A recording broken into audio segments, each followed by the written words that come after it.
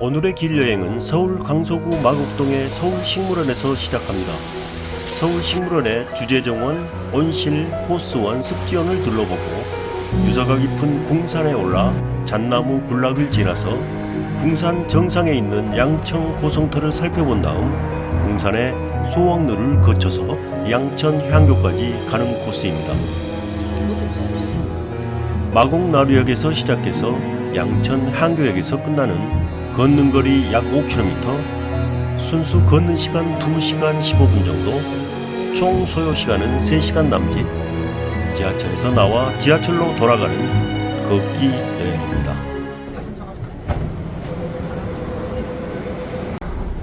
지하철 9호선과 공항철도가 지나가는 마곡나루역 3번 출구입니다. 지하철 출구를 나오자 전면에 서울식물원 표지판이 보입니다. 그 방향으로 걸어가겠습니다. 오늘도 길여행가 강세훈님을 따라 걷겠습니다. 오른쪽에 LG 아트센터를 두고 걸어갑니다. 넓은 잔디마당과 마주합니다. 열린 숲의 초지원입니다. 왼편 물 건너에 사람들이 많이 모여 있네요. 그쪽 방향으로 가겠습니다. 왼편에 안내판이 있습니다. 우리의 현재 위치는 열린 숲을 지나왔고 이제 주제원이 시작되는 지점에 서 있습니다. 주제원. 오른쪽에 연못 위로 놓여 있는 데크를 따라 주제원 방향으로 가겠습니다.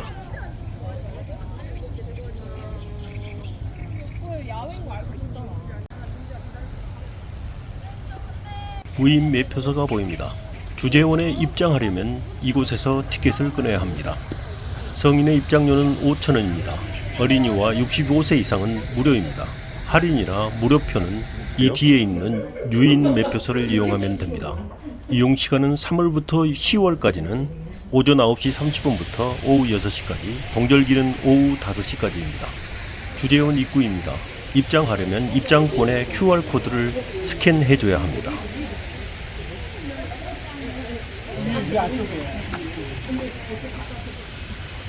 다들 힘들게 입장했습니다. 여기서부터 주제원의 주제정원이 시작됩니다. 주제정원 안내판에는 한국의 자연과 종합문화 여행이라는 글과 함께 한국 종합문화를 경험할 수 있는 공간이라는 설명이 이어지고 있습니다. 그리고 8개의 주제정원 안내도가 그려져 있습니다.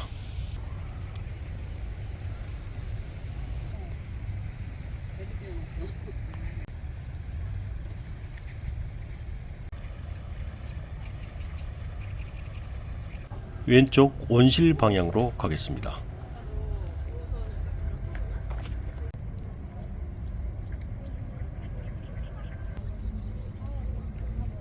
구경만 해도 될 것 같아. 아 그럼요. 저희 공원 얼마나 큰데요. 주제정원을 지나오자 서울식물원의 핵심이라고 할 수 있는 온실 건물이 보입니다.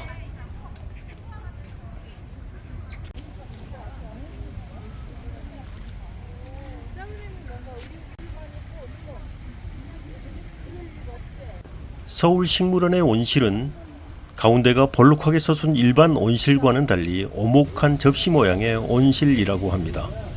면적이 7,602제곱미터, 직경 100m의 원형에 높이가 최대 25m인데요. 열대와 지중해 기후의 식물 3,000여 종이 전시되어 있다고 합니다. 온실 입구입니다.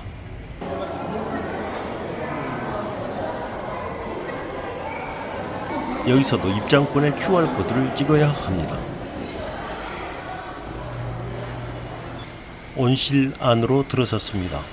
2019년 개장한 서울식물원은 서울 최초의 시립수목원입니다. 역시 열대관에는 덥고 습한 기후의 열대우림의 분위기가 바로 느껴집니다.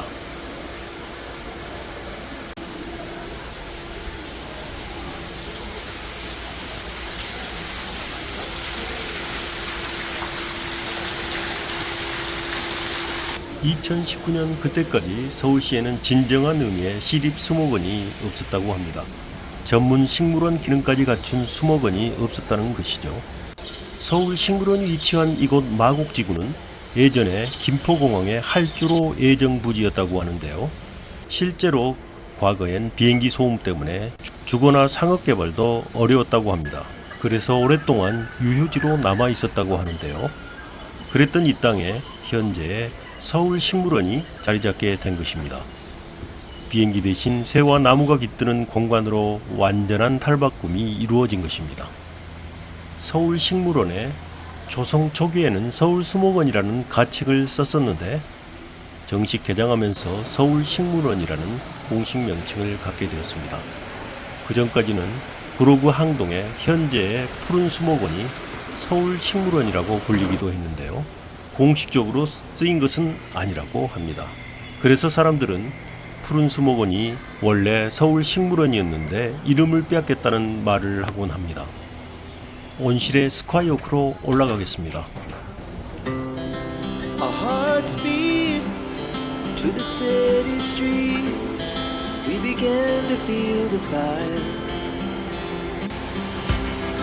We rise like tall buildings as the chemicals they take us higher.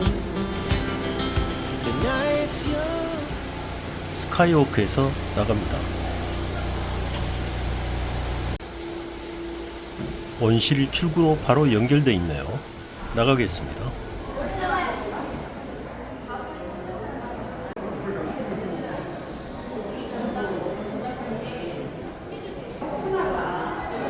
온실 건물 밖으로 나왔습니다.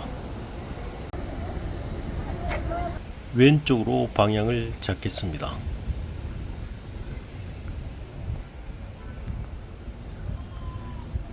식물문화센터 방향으로 계속 걸어갑니다. It has just begun as she puts her hand in mine.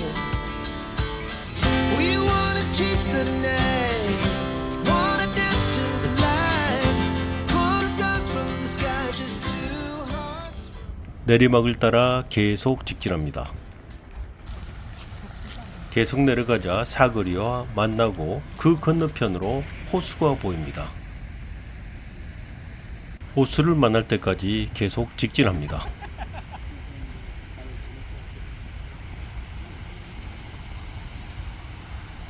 서울식물원 호수원입니다.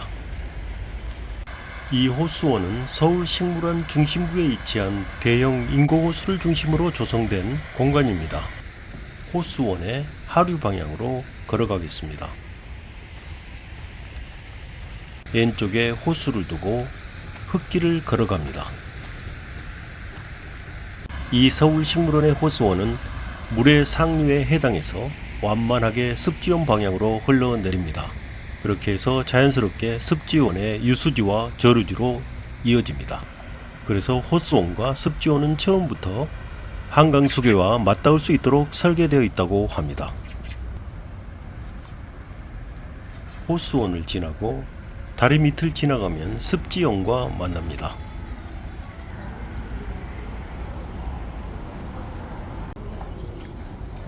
다리 밑을 지나자 바로 습지원과 마주합니다. 우리는 좌회전합니다. 한강 연결 보행로 방향으로 걸어갑니다. 빗물을 일시적으로 모아두었다가 바깥 수위가 낮아지면 방류하는 시설인 저류지라는 표시가 세워져 있습니다. 오른쪽에 저류지를 두고 긴 데크길이 연결되어 있습니다. 이 습지원의 저류지는 단순 경관을 넘어서 수질 정화와 물 순환 기능을 수행한다고 합니다. 계속 한강 연결 보행로 표시를 따라갑니다.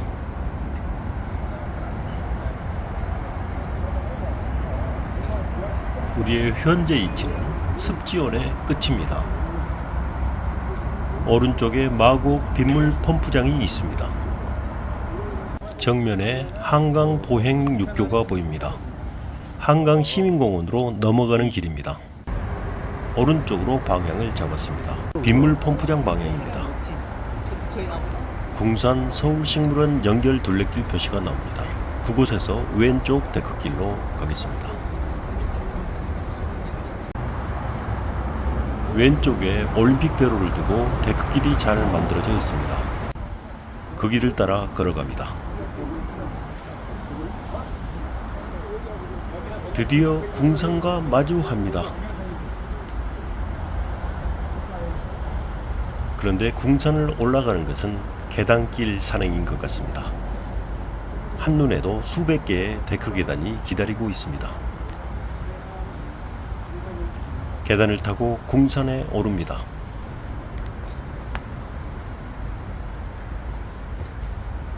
한 500계단 올라가면 될 거예요. 이 산이 궁산이란 이름을 갖게 된 유래는 두 가지가 내려오고 있는데요. 하나는 이 산자락에 있는 양천 한교에 공자의 이패를 모시는 곳을 궁이라고 여겨서 궁산이라 이름 붙였다 하는 설이고요. 그리고 또 하나는 조선시대 양천현의 진산이었던 궁산의 지형이 마치 화살을 쏘기 위해서 시위를 당긴 모습과 같다 해서 붙여졌다는 설입니다. 아무튼 이 궁산은 그 높이가 74m에 불과하지만 궁산의 기슭에는 양천 관하가 있었으며 정상 부근의 양천 고성은 삼국시대 한강 하류를 지키는 중요한 요새로 추정됩니다. 궁산 근린공원이네. 궁산 식물원 연결 둘레길. 모두 잣나무라고요? 잔열리는 이곳에는 잣나무 숲이 넓게 형성되어 있네요. 토종 잣나무가 피톤치드 랭킹 2라고 그랬죠? 랭킹 2. 랭킹 2. 피톤치드를 많이 발생하기로 소문난 나무죠. 잣나무는 편백나무 다음으로 피톤치드를 많이 만들어냅니다. 가평 거기 잣나무 수목원 가본 적 있으세요? 아니요, 안 가봤어요. 가창기 푸른 수목원이라고 있는데 거기 가면은 이거야 2배 정도 돼요. 가창에 가면은 잣나무 이두께도 애취급 받아요.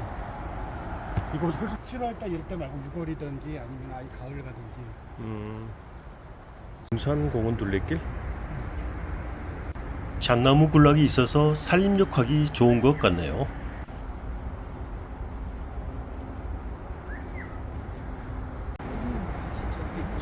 계속 오르자 궁산 정상 방향 표시가 나옵니다. 정상 방향으로 계속 갑니다.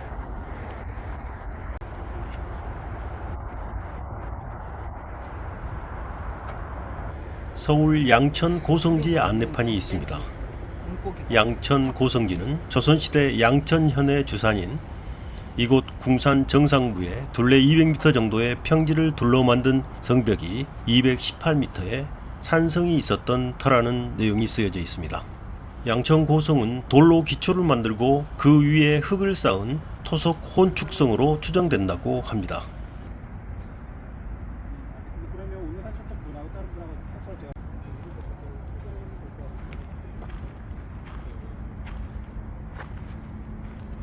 이곳 궁산의 양천 고성은 강 건너 행주산성, 파주의 오두산성 등과 함께 한강을 지키는 중요 성이었고, 그러다 보니 임진왜란 때는 건율 장군이 행주산성 대승을 거두기 전에 이 성에 머물렀다고 전해 내려오기도 합니다. 이제 궁산 꼭대기에서 하산하겠습니다.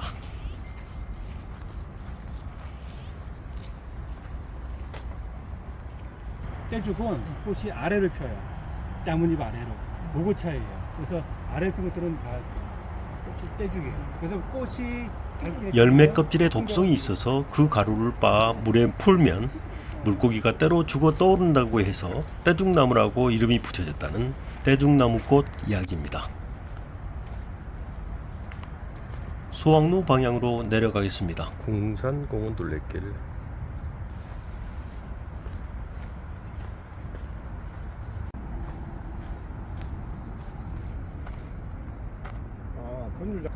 여기에도 양천 고성지의 안내판이 서 있습니다.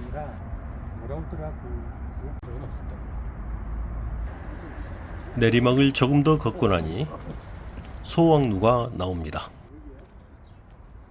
소왕루. 이곳 강서구 가양동에 서 있는 소왕루는 조선 때 이유라는 사람이 18세기 중반에 재건한 정면 3칸, 측면 2칸의 누각인데요. 근데 원래 위치는 여기는 아닌데 저 아래쪽이었다고 하는데 중국 동정호의 악양루에 버금가는 비경을 담고 있다고 해서 붙여진 이름이 소왕루입니다.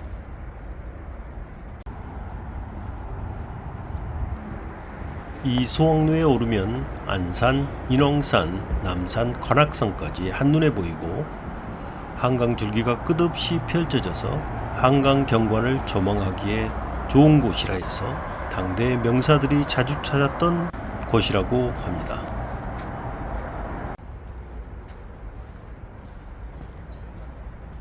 궁산공원 입구 방향으로 내려갑니다.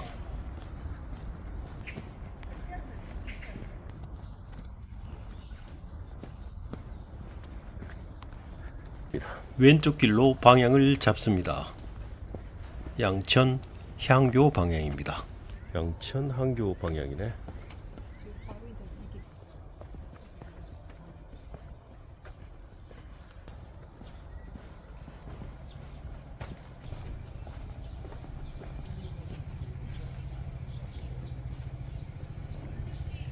양천 향교입니다.